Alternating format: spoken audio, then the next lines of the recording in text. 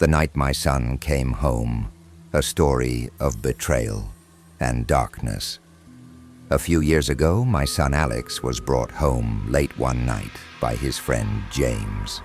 Alex was 20 at the time, out with friends, and I had already gone to bed when I heard the front door creak open. It was past midnight. Immediately, a cold unease settled over me. I got up to check what was happening. When I reached the living room, I saw James struggling to hold Alex up. Alex was barely standing, his clothes disheveled, eyes half closed. He was too drunk. But there was something unsettling about James in that moment. Man, have you ever looked at someone you've known for years and suddenly felt like they were a stranger? Do you trust your closest friends? Take a moment. What would you do if your best friend suddenly felt like a threat? Back to the story. James. A tall, muscular young man was holding Alex up as if he weighed nothing. "Sorry about this," James said, his voice steady. Alex had a bit too much to drink.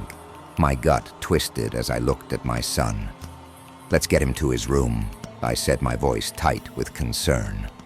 Together we dragged Alex up the stairs. He was mumbling, slumped over like a rag doll. We laid him in bed and I pulled off his shoes, tucking him in.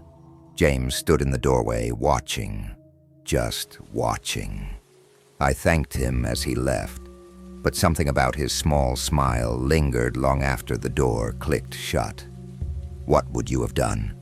Was there a nagging voice in the back of your head like there was for me? A voice whispering that something wasn't right? The next morning, Alex was groggy, but fine. He didn't remember anything about the night before. But then a year later, everything changed. One evening I was watching the news when a breaking story came on. The reporter was standing in front of a grim hotel talking about a young man found dead in his room. The victim had been checked in by a friend. Suddenly the room felt ice cold. My stomach churned as I listened, unable to tear my eyes from the screen. Then they showed a sketch of the suspect. My heart nearly stopped. It was James.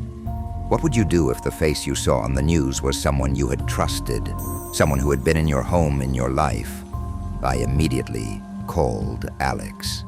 He answered groggily, but when I told him to turn on the news, the sleepiness vanished. He called back, panic in his voice. "Mom, what do we do?" I didn't have an answer. What do you do when someone you trusted turns out to be a monster? We called the police, of course. Alex told them everything about how James had brought him home that night, drunk and barely conscious. The detectives took notes. They didn't say much, but the look on their faces told me everything. James was more dangerous than we could ever have imagined.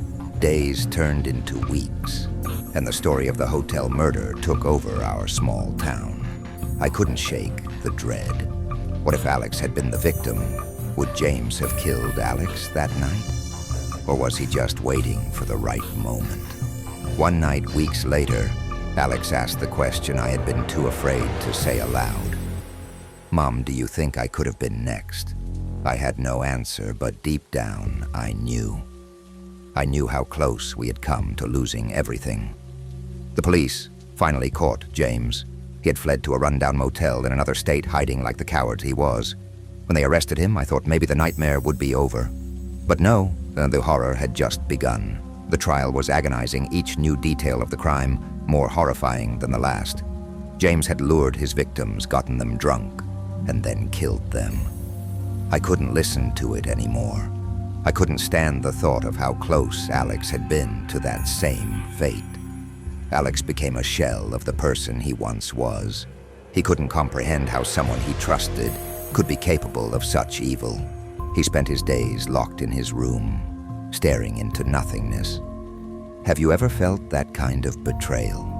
The kind that leaves scars so deep you're never the same again. James was sentenced to life in prison, but for Alex and me, the damage was done. The fear, the betrayal, it haunts us both to this day. Years later, Alex still struggles to trust people. And sometimes when the house is too quiet, when the darkness feels too close, I wonder what would have happened if James hadn't been caught. Could Alex have been next? Could you? Before we get into the next story, let me ask you this. Do you really know who your friends are? Be careful, because the darkness can hide in plain sight. If you've enjoyed this story, don't forget to subscribe and hit the bell icon for more terrifying tales. We need your support to keep these stories coming. Please share this video with your friends and family, and let's spread the horror. I added several points where you can ask the audience engaging questions to deepen their connection to the story and increase retention. The questions are designed to make them think about what they would do in these situations, making it more interactive. Let me know if you'd like to adjust any parts